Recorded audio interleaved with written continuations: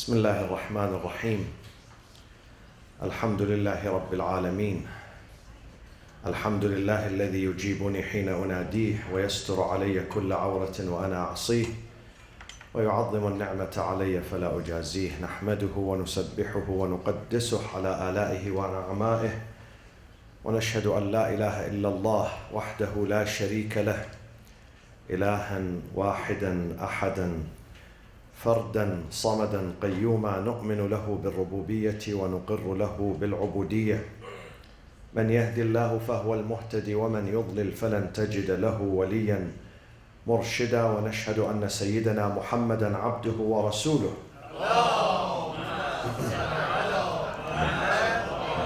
محمد أرسله بالهدى ودين الحق ليظهره على الدين كله.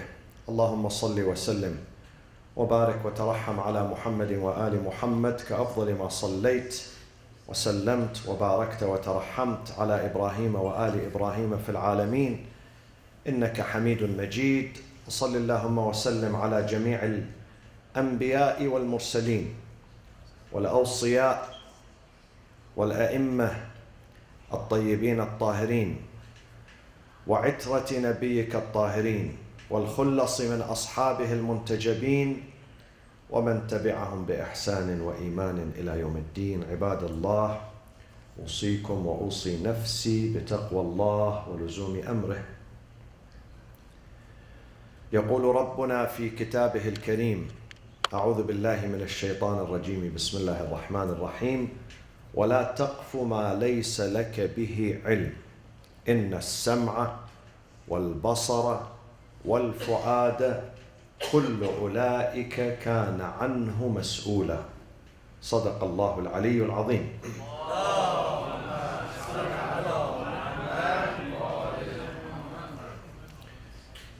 The faculty of expression and speech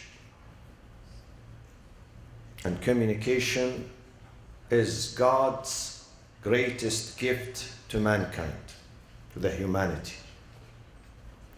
Without this, we cannot communicate, we cannot express ourselves, we cannot relate to each other, we cannot live with each other. So this faculty and this gift has to be valued and appreciated and honored and used in the best way and the best manner. It shouldn't be misused. This is a responsibility. The responsibility of the speech. Mas'uliyatul kalam wal hadith. It's very critical. Very critical how we speak and what we speak. فرب كلمة جلبت نقمة وسلبت نعمة. Sometimes you say a statement, that statement is going to bring a catastrophe into you and your family and probably your society. And it takes the blessings away from you. It would take the blessing and the mercy of God away from you. جلبت نقمة وسلبت نعمة. Thus, we have to be not just careful, but extra careful and cautious and mindful and guarded when we speak. We must select and choose what we say very carefully, very carefully, so we would not regret what we say. الرحمن علم القرآن خلق الإنسان علمه البيان. He taught us, He taught mankind speech. But what type of a speech? Just a speech? No. The intelligent speech. The logical. The one that is based on hikmah. Hikmah wal maw'idat al-hasan. And the speech, when I say speech, it does not mean you have to stand here on this podium and address the congregation. Speech could be between two people. Between a husband and his wife. Two neighbors, two friends, two brothers. It's all considered a speech. And sometimes what we write is a speech too. We have to be extra careful in choosing our statements and our comments and our judgments. And this is how we are distinguished from animals. Al-insan, philosophers, this is how they define me and you. They don't say insan is a black or white or tall or short or rich or poor or... No, they don't care about these considerations. They say al-insanu haywanun natiq. He is an articulate creature. Articulate creature. You can articulate yourself. Animals cannot articulate themselves. They don't have the power of speech. They don't have the power of communication. They are not eloquent. Have you seen an animal who you can describe him as, wow, he's eloquent? No. Maybe they have a beautiful voice, like birds, but they are not articulate. Only us, we, the insan, could be articulate. Haywanun not. And therefore, because we have this faculty, God has gifted us with this faculty, we have more responsibility. We can build. You can build yourself with your good speech. You can build your family, your daughter, your son, your husband, your neighbor, your fellow citizens with your good speech. And also you can destroy. You can destroy yourself and others, again, with your own speech, with your own comment, with what comes out of your mouth. It's a double-edged weapon and sword. Therefore, we have to be extra mindful when we speak. Quran draws the lines for us. وَلَا تَقْفُ مَا لَيْسَ لَكَ بِهِ عِلْمٍ. The first responsibility is that you should not say what you don't know, or what is your knowledge is insufficient about it. Don't speak about it and don't comment. When your knowledge is insufficient about anything, when you ask anything, you don't have enough knowledge, then don't say. Don't judge. وَلَا تَقْفُ. تَقْفُ means utter. Do not utter. مَا لَيْسَ لَكَ بِهِ عِلْمٍ. When you don't know. Or when your knowledge is not enough. Sometimes we think my knowledge is enough about this person, this cause, this group, but it is not enough. It's insufficient. Then we can say, and when we say, we have to observe God. God is listening. One time I asked a psychotherapist, what is the best way of guarding ourselves? He says the best way, when you put monitors in your bedroom, in your kitchen, in your house, in your living room, in your car, they monitor what you say. I said, we already have this. We have these cameras installed by God. He can see us everywhere. It has an infrared, quality that can record you at midnight, when you are by yourself, when you are with others, when the weather is bad, when the weather is good. So let's remember that I'm being recorded. I'm being under surveillance. So I watch for my behavior, for what I say, for the way I judge others. We have to have taqwa. This is, taqwa is when you, taqwa, it means when you feel God is watching you, period. You feel God is watching you. There are cameras that are recording you. Today, science tells us that sound is a vibration. Vibration, and it is moved by these mechanical waves.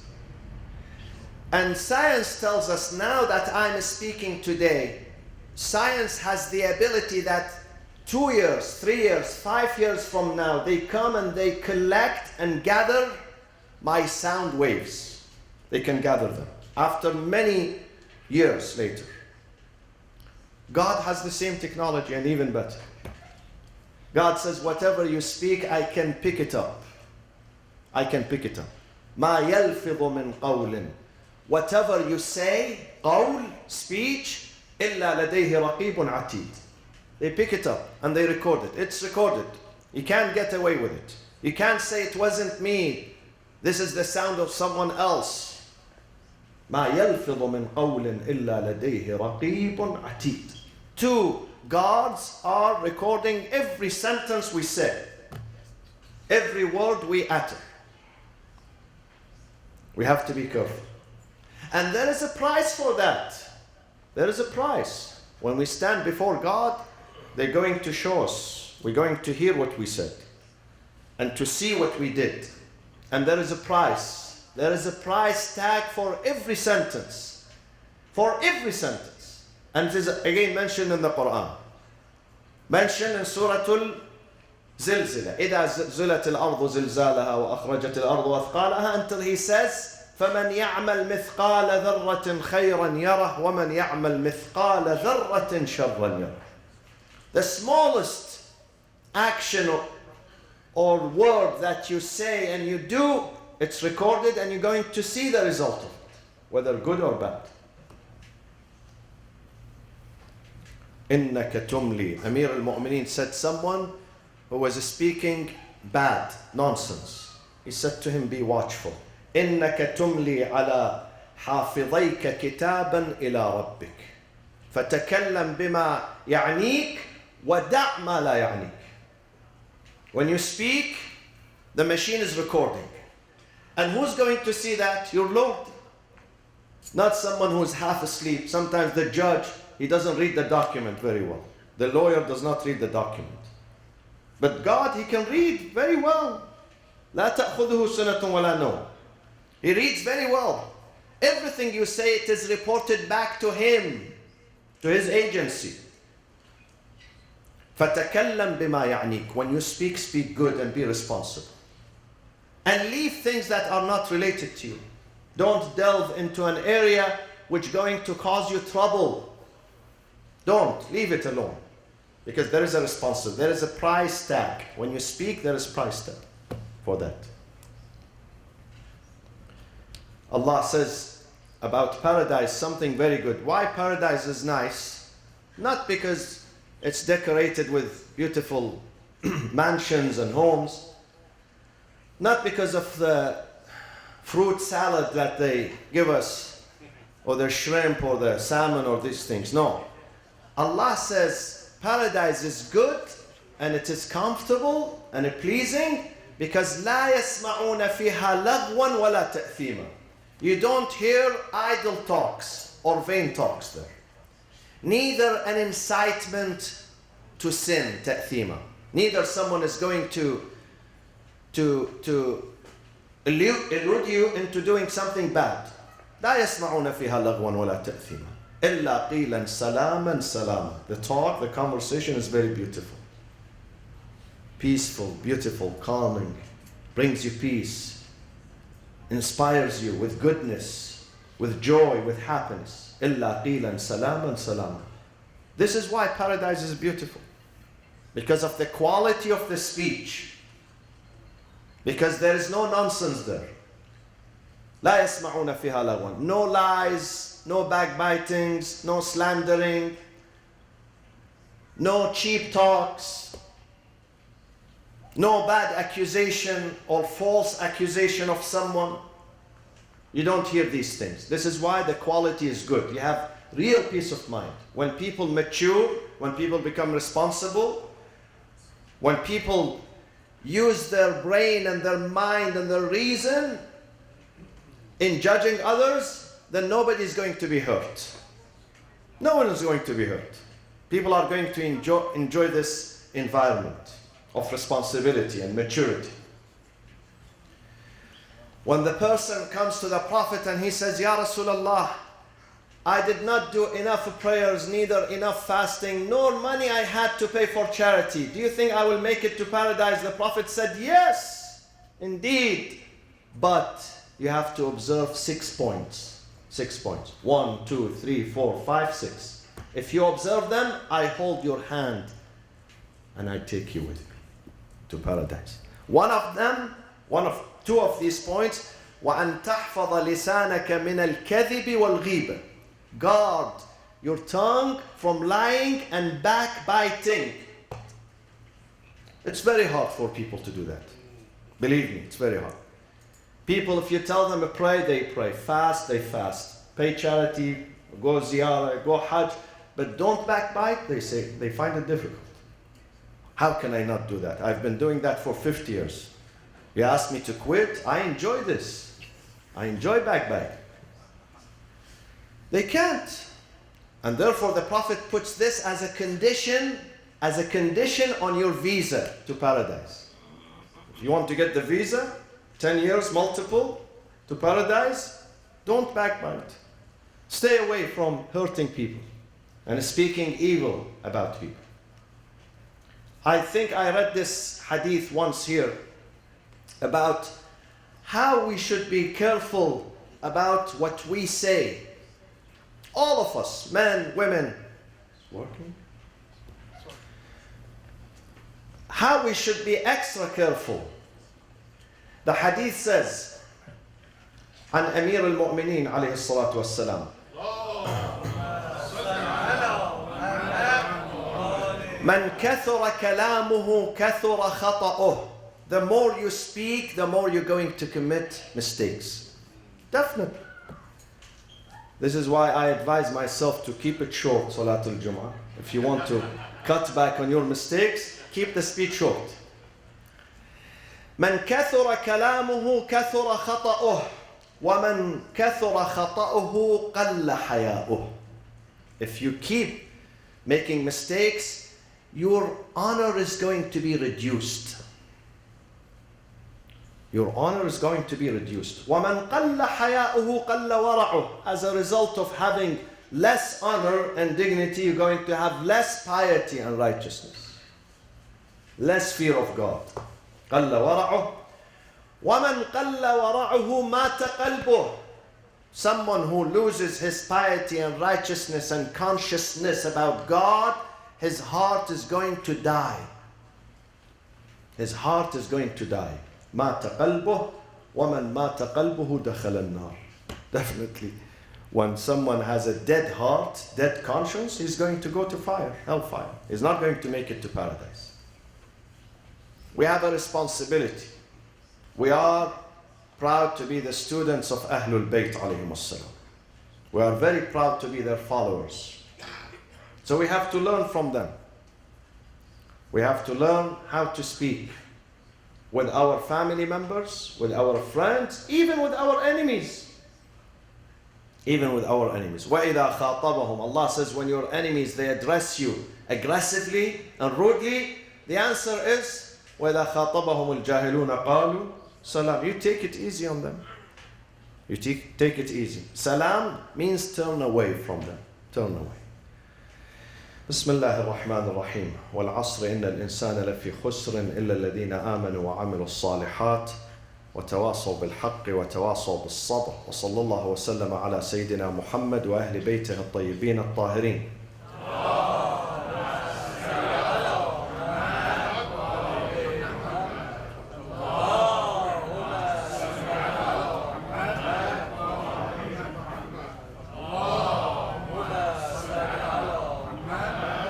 بسم الله الرحمن الرحيم الحمد لله رب العالمين نحمده ونسبحه ونقدسه على آلائه ونعمائه ونشهد أن لا إله إلا الله وحده لا شريك له وأن سيدنا محمدا عبده ورسوله أرسله بالهدى ودين الحق ليظهره على الدين كله. اللهم صل وسلم وبارك وترحم على محمد وآل محمد كأفضل ما صليت وسلمت وباركت وترحمت على إبراهيم وآل إبراهيم في العالمين إنك حميد مجيد. وصل اللهم وسلم على خلفاء نبيك وأوصيائه وأهل بيته وأحبته علي أمير المؤمنين وقائد الغر المحجلين وعلى البضعة الطاهرة حبيبة نبيك فاطمة الزهراء أم الحسن والحسين وعلى الحسن والحسين وعلى علي بن الحسين ومحمد بن علي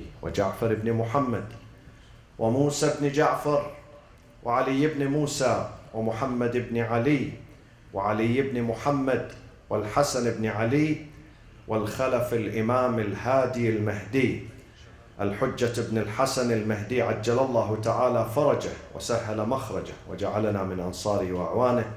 عباد الله، أوصيكم وأوصي نفسي المقصرة بتقوى الله ولزوم أمره. Tomorrow is the 25th of the month of Shawwal, the anniversary of the martyrdom of our sixth Imam, Al-Imam Abu Abdullah Ja'far ibn Muhammad As-Sadiq alayhi salatu wassalam.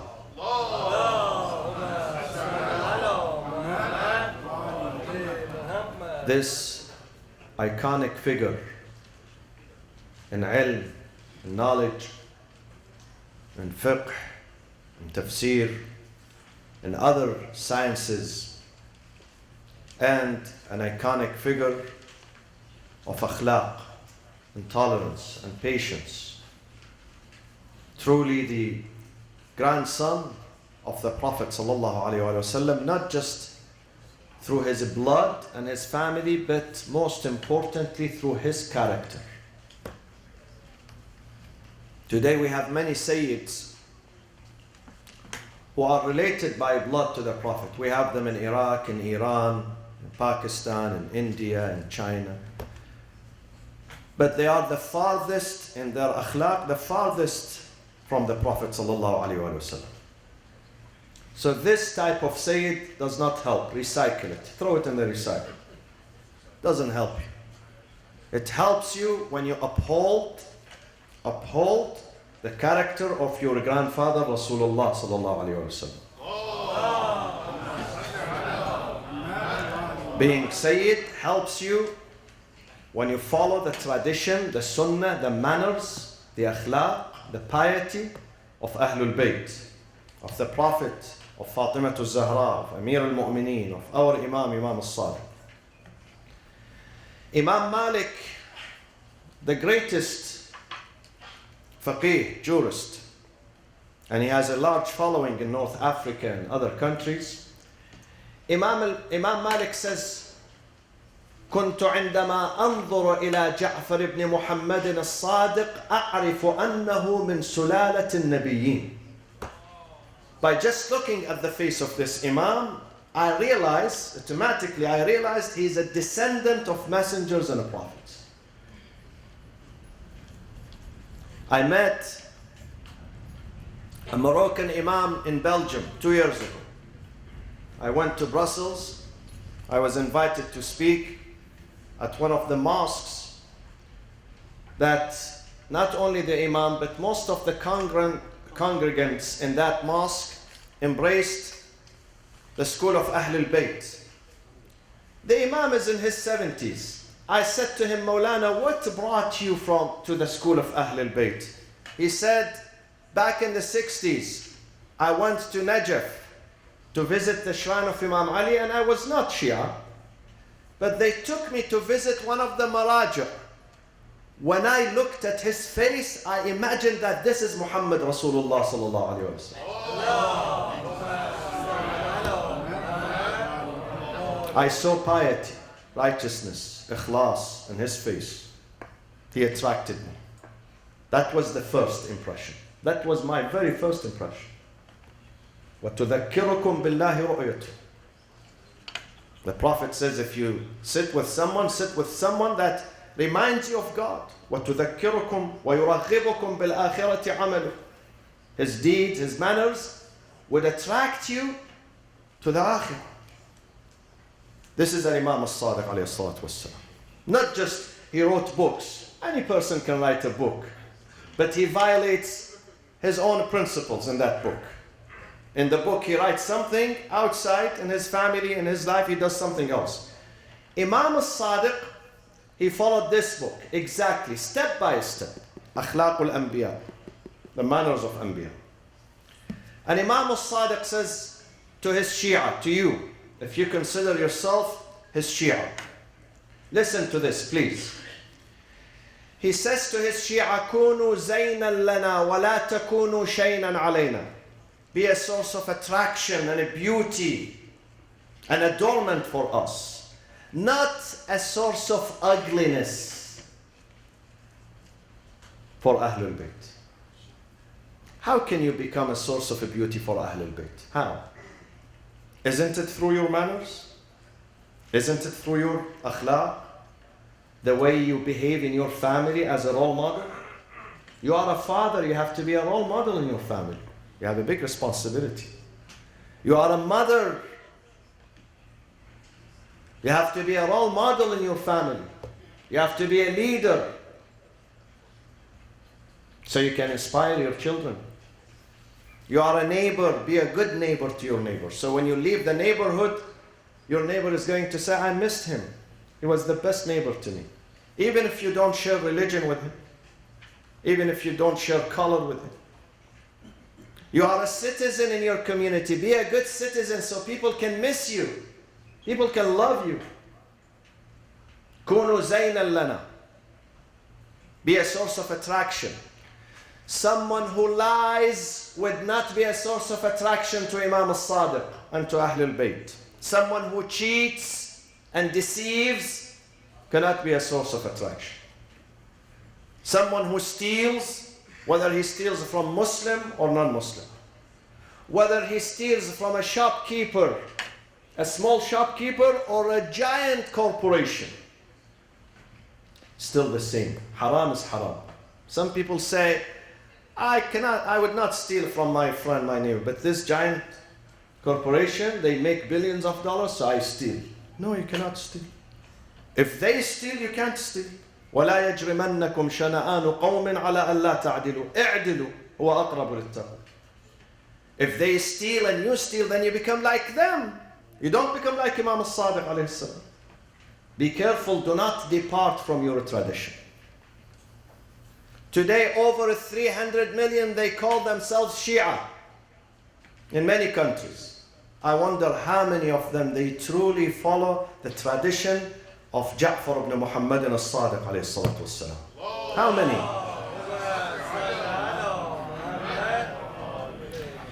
If Bani Umayyah and Bani al-Abbas, they did injustice to Ahlul Bayt, we should not do injustice to them. We should be kind to them. Bani Umayyah and Bani al-Abbas, they tortured them physically, persecuted them. We, the Shia, we torture Ahlul Bayt mentally and spiritually when we don't follow them. When we are not good followers of them, not honest followers of them. They get tortured. We should stop that. We should be good Shia. Tomorrow, the 25th of Shawwal, the anniversary of the departure of this man who gave his life 65 or 67 years to serve Islam, to serve the truth. Do you know that Imam As-Sadiq was not sectarian? In his session, in his majlis, in his school, in his class, there were other madahib, other religions, not just other schools within Islam, other religions, some Jews, some Christians, and some atheists were his students. And he would give his lesson. Some people listen, they benefit from it, they disseminate that. Some people would exploit that. They would not benefit from it. Abu Hanifa was his student, Imam Malik, Sufyan al-Thawri, and many, many, many others. At certain points, his students were counted at 4,000 students. 4,000 students in Masjid al-Nabi sallallahu alayhi wa sallam. 4,000 students. Many of them are jurists, fuqaha, mufassirin, exegists of the Holy Quran. He was not sectarian. He gave his knowledge to mankind, was generous.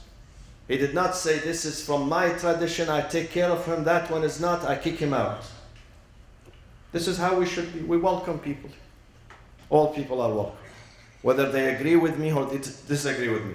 Whether they agree with Ahlul Bayt or disagree with Ahlul Bayt. We welcome them. We have to open our arms.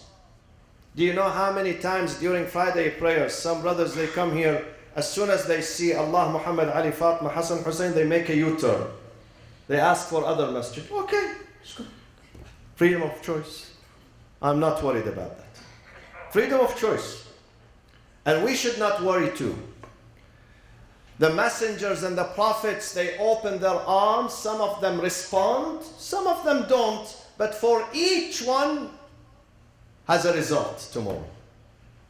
Allah says, فَمَنْ شَاءَ فَلْيُؤْمِنْ وَمَنْ شَاءَ فَلْيَكْفُرْ. If you want to believe, come and believe. If you want to reject, reject. But remember, there is one day waiting for you. It's called the Day of Judgment. You have to bring your answer on that. Before I conclude, let me say this. We have our 17th youth camp, 17th annual summer youth retreat, which is coming soon, inshallah, August 11th until 14th. And we have some deficit, big deficit, because this camp cost us $338 per person.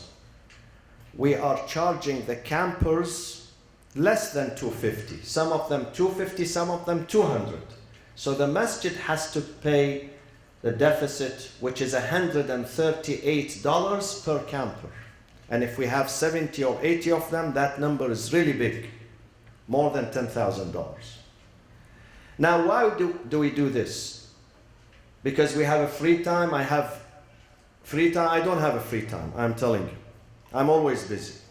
But because I believe in this cause, I have seen some of your children, sons and daughters, they come here and they get transferred into better people, better children to their parents, better citizens, better Muslims in this country. And we need our young generation to be good. We can't afford to lose the Muslim generation in this country. We have enough enemies in this country who are turning against us. We can't afford to have our children turn against Islam tomorrow. They come, they learn. And ask those who have been there. Many of them are sitting here. Many of them are fathers. Ahmed Hakim is a father now. He's been coming since the first one in 1994 when we had the first one. They really changed. They learned. It's a good environment.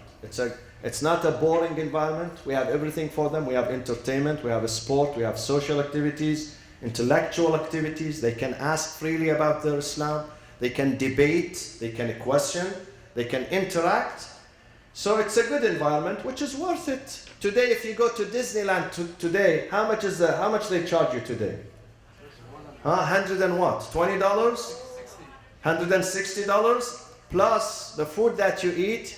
You leave Disneyland with a bill of $300. This is 3 nights overlooking the ocean, majestic ocean in Cambria, beautiful scene, overlooking the Pacific Ocean. People fly from Japan and China to come to see the Pacific Ocean here. So it is not 4 hours. Brother Mehdi, can you stand? Although you are tall enough, mashallah. Brother Mehdi has envelopes, and Sister Hadil Al-Amin, may Allah protect her, a good sister to us. So please, if you can sponsor one, at least one, 200 and how much is the one? Let's say $300 with the transportation. So try to help us out with this cause. This is a good cause. Your money is not wasted, believe me. I give you my word, my promise. Your money, when you give it to this cause, is not wasted. Bismillah ar-Rahman ar-Rahim. Can you turn and say that? So, yeah. So there's credit card option here, so you can put your credit card and address and everything. I also have the credit card device here that if you wanted to run it now, right after the prayer is done, I will be at the door. And then you could also put cash and check as well. أحسنت brother Mehdi. اللهم اغفر للمؤمنين والمؤمنات والمسلمين والمسلمات الأحياء منهم والأموات تابع اللهم بيننا وبينهم بالخيرات إنك مجيب الدعوات إنك غافر الخطيئات إنك ماحي السيئات وجاعلها حسنات إنك على كل شيء قدير وعجل اللهم في فرج سيدنا ومولانا صاحب العصر والزمان وإلى أرواح المؤمنين والمؤمنات ثواب الفاتحة مع الصلاة على محمد وآل محمد